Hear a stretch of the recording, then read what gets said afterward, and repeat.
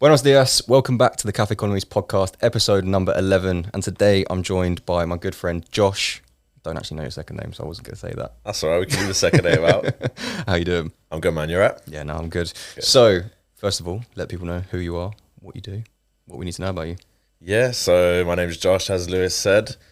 Currently an operations manager for a small tech company. Looking to move, but we'll get into that maybe a bit later. Yeah. I used to be an influencer, I guess you could say. Didn't really influence anyone. So social media presence, I guess. Yeah. Just a few viral videos made me have a lot of followers, basically, and just managed to like travel the world with it. So yeah. So I'm going to put a little video somewhere here of what Josh used to do and get an idea. But we met in the gym, obviously, 2019? Yeah, it was pre-COVID, I think. Yeah. Yeah. So when you came in the gym, I knew you from what you did. Yeah. And I was just like, I recognise this guy from somewhere. And then you came up and obviously asked from there. Yeah. So you obviously like worked at the gym. I don't know how long it was open. I think it literally must have been the first month. Yeah. And obviously I saw it and I was like, oh, this is cool. I'm going to join this one.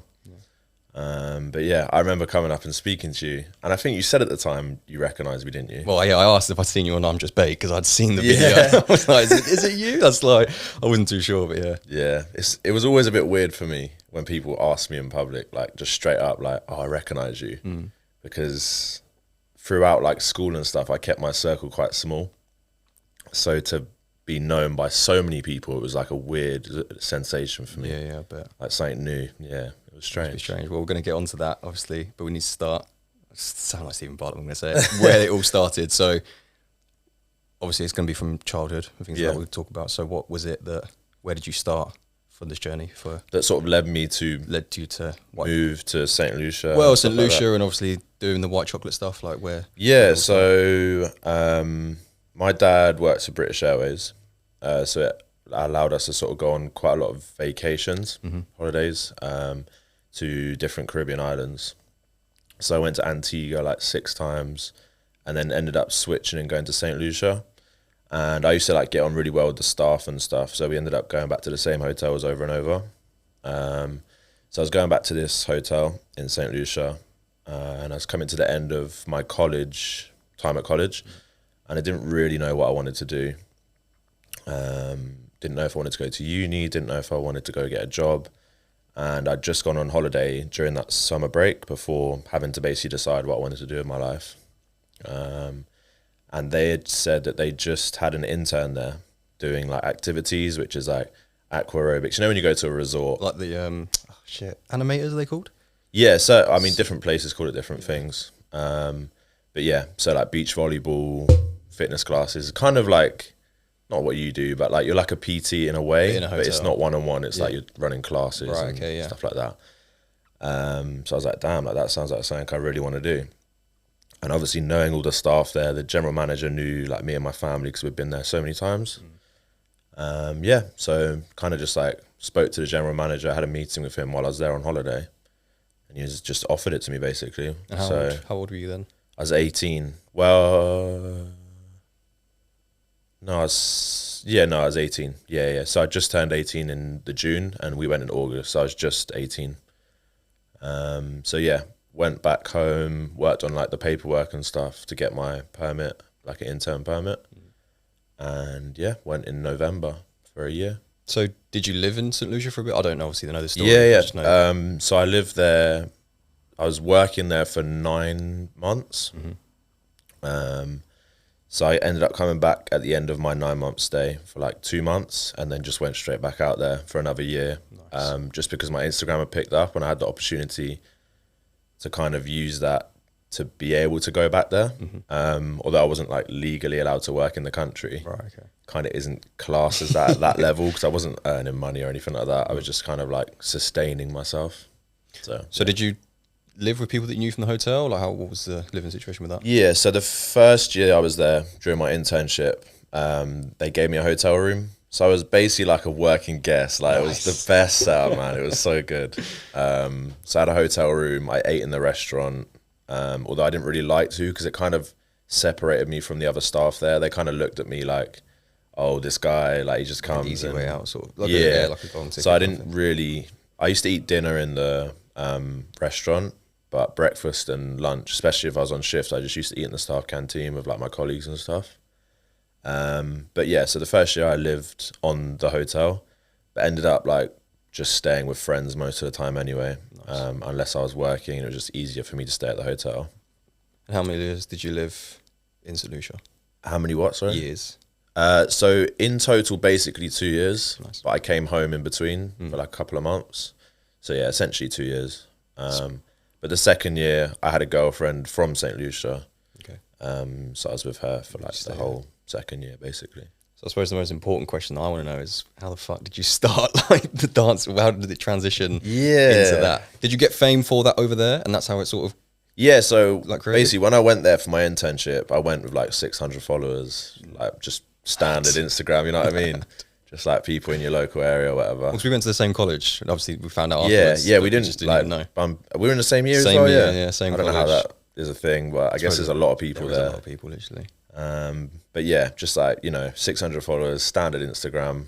So after a few months of being there, you kind of like pick up on the culture, and the side of it was like Caribbean dancing, so whining. I'm sure like most people know what whining is nowadays. When I was 18 and I came back home, like no one really knew what it was. Yeah. But it's become like more popular in England now. So yeah, so just started going to events. They have this like street party every Friday called Friday Night Groselay, which is the place that it is. Right, okay.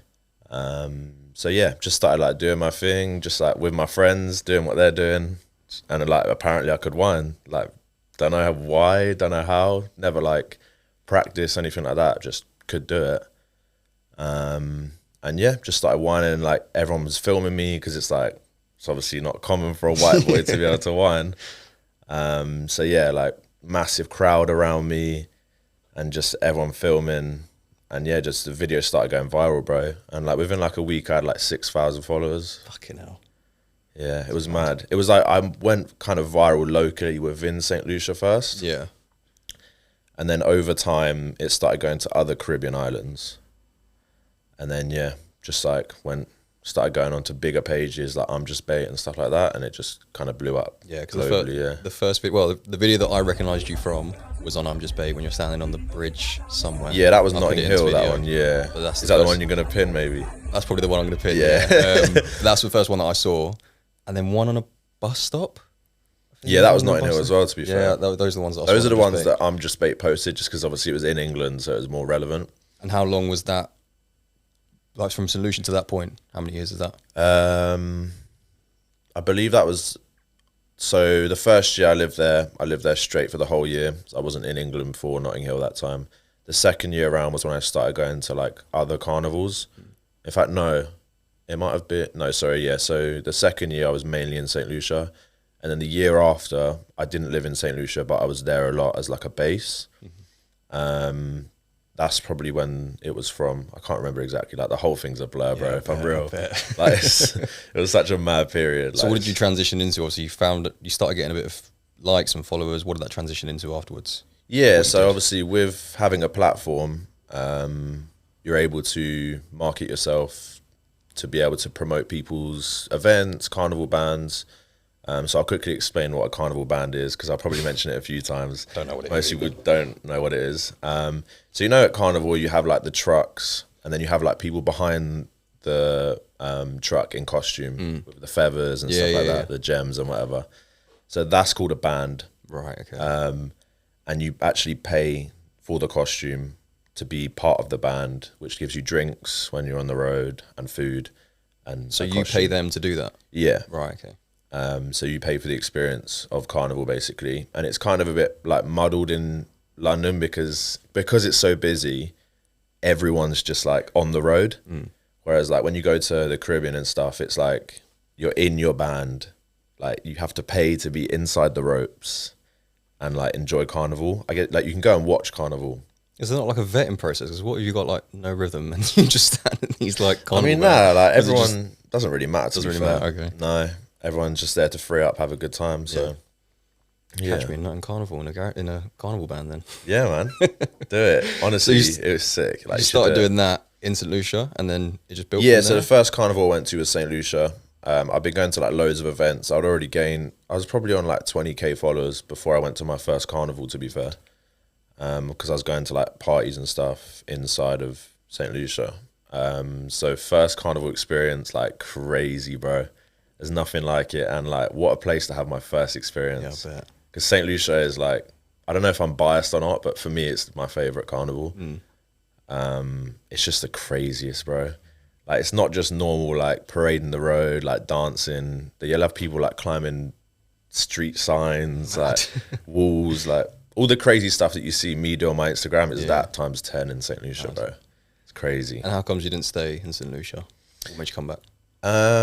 So I started uni in the end. So after my internship, and I was still doing like going to carnivals and stuff. But I did my first year of uni, 2019. Yeah, 2019. Because there's carnivals like all year round, but most of them are in the summer. Although like the biggest one, Trinidad, is in February, so it's at the start of the year. So it was kind of difficult to work around with uni. So I only ended up doing my first year and dropping out, just to sort of pursue like the Instagram and carnival thing a bit more. But right when I did that, COVID hit, like that February. Yeah. So I had like 10 trips booked for 2020. I was like ready to go. It was like my breakout year. Yeah. And then COVID hit. I'm sure like everyone has their own how COVID messed my life up story. Literally. But yeah, man. So first was St. Lucia, and then just started like getting more and more offers to go to different carnivals. So those ones that you had planned, were they paying you or getting you to come, or Yeah. were you approaching them? So up until 2020, I wasn't making money. I was just sort of like not paying to go to carnival, if that makes sense.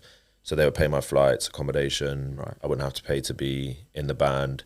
And then like on top of that, I would approach different events, because carnival is like the main thing. But then the week before you have like loads of parties and events leading up to carnival. So that's sort of under the umbrella of carnival. So I would secure the carnival band first, and then I would start approaching different events to make a bit of extra cash to be able to not like, so like I said, I never made money on it, but it was a situation where I didn't pay to go. So all my expenses were paid for basically. That's not too bad. Was your intention to just like keep going and growing until to the point? Yeah, where man. So 2020 was supposed to be the year that I finally actually made money. So I had 3 or 4 different brand deals on the table, which like were the more traditional like influencer brand deals, which isn't really a side of it that I enjoyed too much. I didn't like taking outfit pictures and stuff like that. Yeah. Just wasn't really in my nature. I just kind of like getting natural content and just posting it. But yeah, so 2020 was going to be like my breakout year basically, that I made like real money, but just didn't end up happening. Yeah, I suppose it is fucked what with it other is. things. So just to like prepare for these kind of like, I don't know, obviously this dancing for me, but Yeah, so probably more to it than that. yeah, so for me, I did have to prepare just because, well, most people, obviously they work out leading up to carnival because they want to look good, because obviously you wear next to nothing at carnival. I mean, the girls are in like bikini, thong, and guys are in shorts. That's it basically. So everyone wants to look good for carnival, but for me, it was more of getting fit, ready, preparing myself for carnival, because the physical toll it actually takes on you is crazy. What, just from all the standing, or? Yeah, so at actual carnival, most places it's 2 days. So it's the same in Notting Hill, Sunday, Monday. Monday, Tuesday is the more like traditional. It's a holiday in most Caribbean countries. So that's like, you do like 40, 50,000 steps each day, and you just like going all day long. And it's not just like walking, like you're running around, you're dancing. It's really tough on your legs. But then you've got like the whole previous week before carnival, which is like 3 events every day. So you'll wake up at, I don't know, 9 a.m. You'll get to an event for 10 or 11, which is like a breakfast fete. So a fete is a party. Okay. So breakfast fete, and that'll go on till like 2 or 3 o'clock.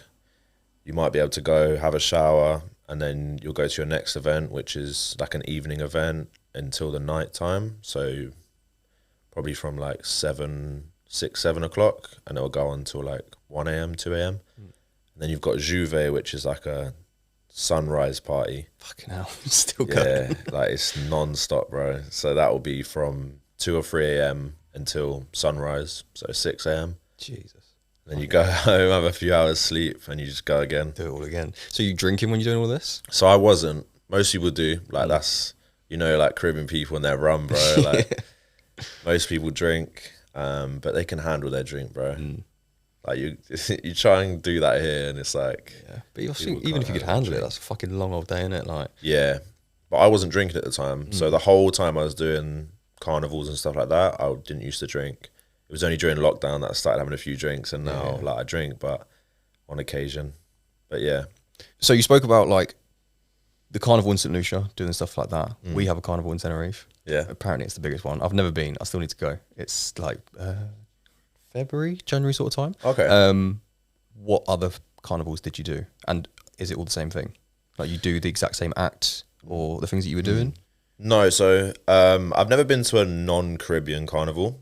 So obviously Brazil has carnival, a lot of South American and obviously Tenerife, Spanish-speaking countries have carnivals. So I'm not too sure how it works in terms of like the Spanish-speaking countries. To be honest, I don't know either. I still need to go. I'll probably go Yeah, at some point. should go, man. I know, literally. Yeah. It is massive, I think. It's the biggest one in the Canary Islands. Really? But does it change in the Caribbean from island to island? Yeah, it does. It's the same sort of concept. It's like a parade on the road. That's a big part of it. It's got to be like on the road, otherwise it's not really authentic. So they like close off the roads for the 2 days. But the interesting thing is obviously when you go to different islands, you have different subsections of what is called soca music. Okay. So soca is a genre of music that's like affiliated with carnival. But each island has their own sort of style of soca music. So it's called Dennery segment, which is like St. Lucia's one, because there's a place in Dennery where it sort of like originated from. And it's very like fast paced, crazy lyrics. Like it's just like kind of matches what I was saying about like the craziness of St. Lucia Carnival. Yeah. So you kind of get like a taste of like each island, whichever one you go to. But there's a lot of complaints. So St. Lucia Carnival was like just the other week.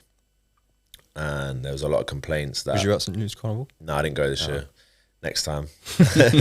But yeah, there was a lot of complaints that because they hired so many international DJs, the local music wasn't getting played as much. Right. It was like the Trinidadian DJ was playing a lot of Trini music and the Bayesian DJ was playing Bayesian music.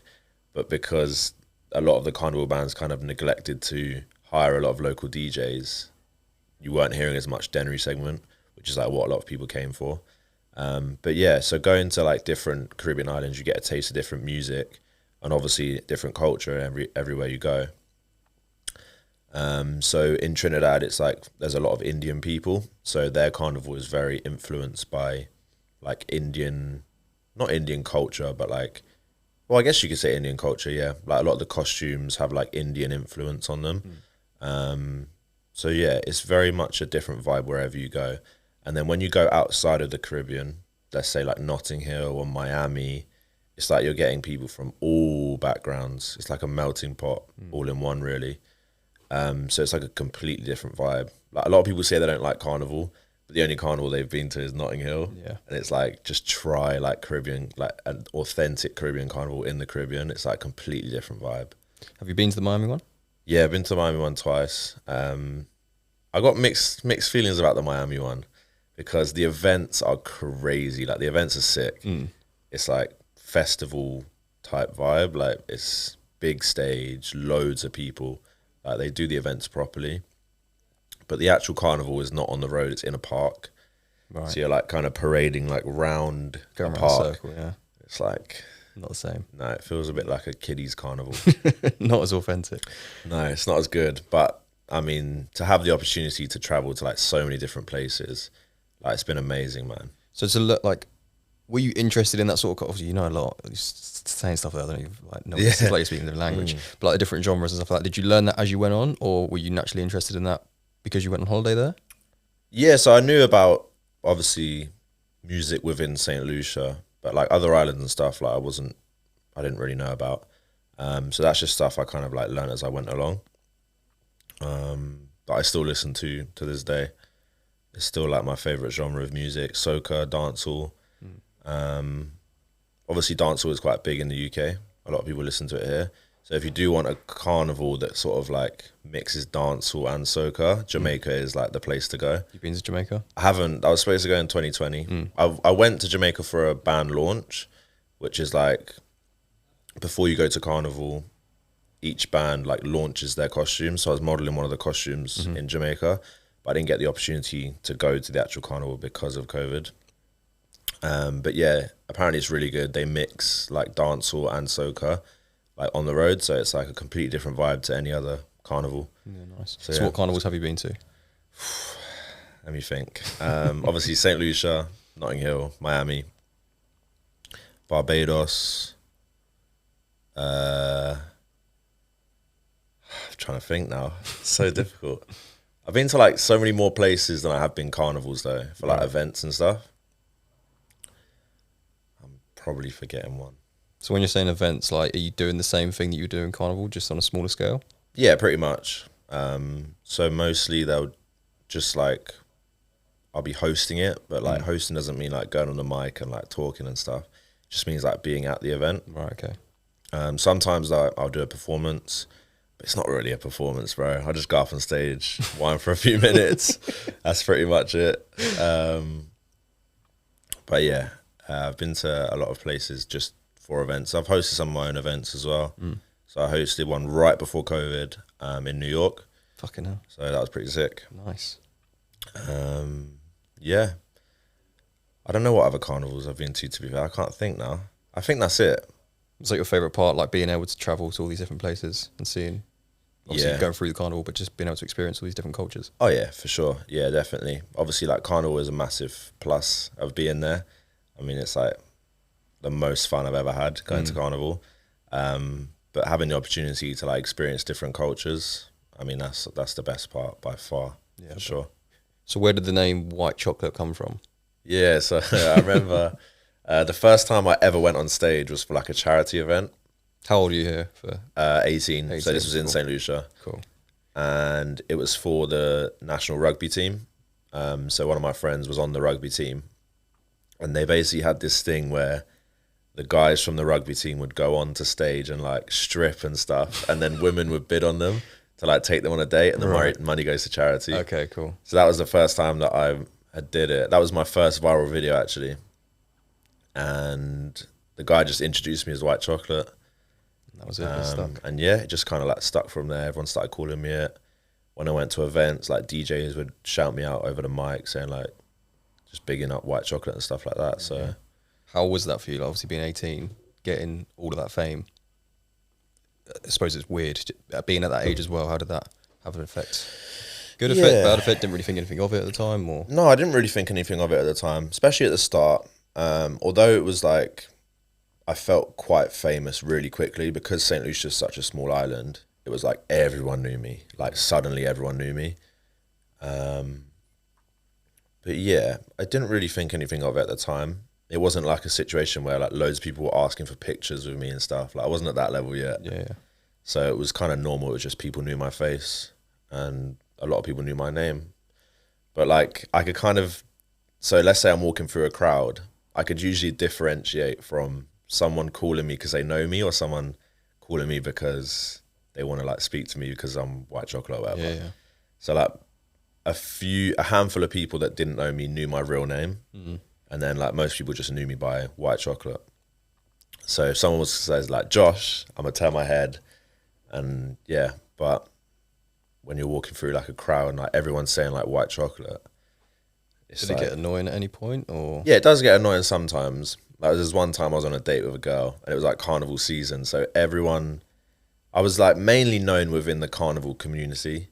So if it was carnival season and all of like the people that enjoy carnival are like on island, it's like everyone knows me. And then at that point it was like everyone wanted to take a picture with me. And so I was on a date with a girl and like we were just having food and drinks and like I'd be speaking for like 10 seconds and then someone would come over to the table and ask for a picture. Like it was like, come on man, I'm just trying to I want to ask a question, but I don't know if it sounds racist. Like, do you stick out quite a lot in St. Lucia? Like, are there many white people that go there? No, there's not. That's Probably what I mean. like 15% of the country is white. It's like a small minority.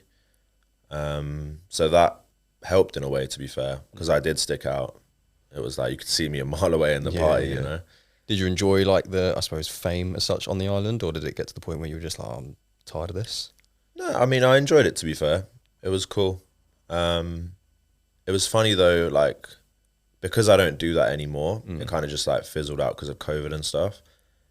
A lot of the people that used to sort of, I'd say, act as my best friend, like they're not around anymore. So it's kind of like, in hindsight, there was a lot of people around me, but that only around me because I was doing that, because I had the clout.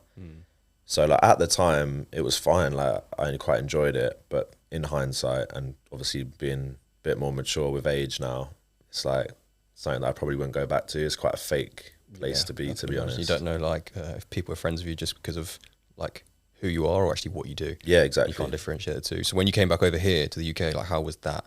Getting the I'm just baked. I saw you on I was talking about it earlier on to someone because you were with Munya, weren't you? Yeah, Doing did a like video that, of him, yeah. YouTube video. How was that when you came over here?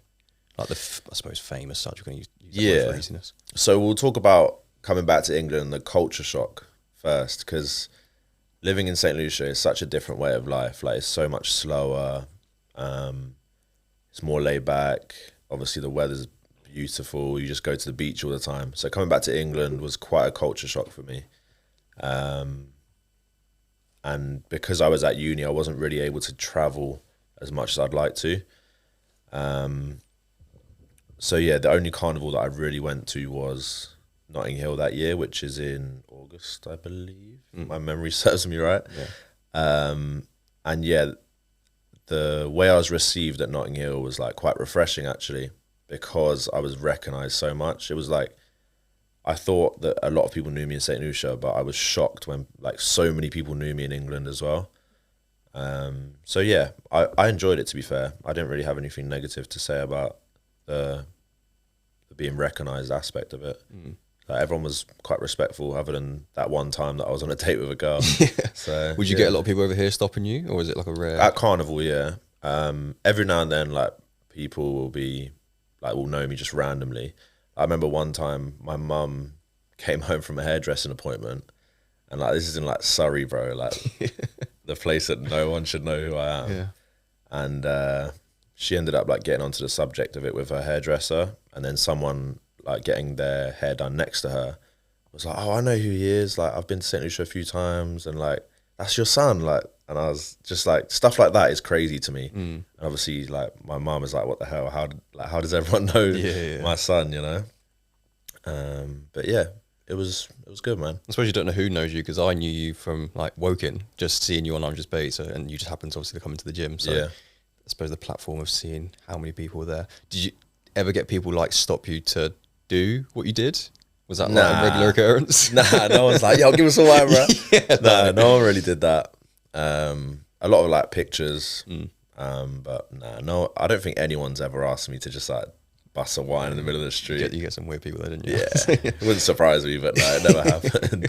So what was like that period of your life? What would you say was like the biggest effect that it had? On me mentally, or Just in any aspect, mentally, or what you learned? I mean, it gave me like masses of confidence. I was already a confident person before, like I could speak to anyone, but just like being in the limelight, and because I was only 18 and I was doing it up until I was 23, I think so. Yeah, 23. So it was like doing so much at such a young age, traveling the world. I went to so many different places. It kind of just like fast tracked my maturity, and that kind of added into the culture shock of things when I came back to England and was chilling with like some of my friends that I obviously like school friends and college friends, and it was like I was kind of like levels above them in terms of maturity. It was like quite hard to adapt back to that. But yeah, I think it had nothing but a positive effect on me, to be honest. And what sort of lessons or anything did you gain from the whole experience, apart from obviously being the maturity and seeing the world? Was there anything that stood out? I I guess in terms of like advice for someone that's in a similar situation to that is like just be really careful of like who you associate with. Um, yeah, just because there's a lot of fake people in that world, man. So, like we touched on that before, like the fakeness, was that the people that you had met through becoming white chocolate, or you'd known them, they got closer to you, and then you realised they were fake? Nah, so more, well, there's two sides, so both sides of that are true. But it's more so people that I'd met through becoming white chocolate. So it's like it's a very cliquey industry. So if you're with the in crowd, then everyone wants to be your friend. But if you're not in the in crowd, then it's like, who are you kind of thing. So yeah, that's basically how it happened. So like everyone wanted to be my friend, but then as soon as kind of COVID and stuff, like people started dropping off. So that happens. But then also it was like, with you saying that people that I used to know or do know and tried to get a bit closer, like school friends that I wasn't really school friends with them, like I would get words from like people that I am friends with. They were like, we're at the pub with them or something, and they were like claiming to be my like best friend and stuff. Okay, like yeah, just like, yo, like this guy, like I'm best friends with him and stuff, and like I haven't spoken to him in like 3 years. So yeah, there's a few of those. But none of it really affects me, bro. I'm quite a laid back person. So do you think you ever do it again? Or go back to it? I don't know. I've considered it so many times. Maybe in like St. Lucia, obviously not here, or even here. Yeah. I mean, I've considered it so many times. I've tried to get back into it, but I just feel like I'm a different person now.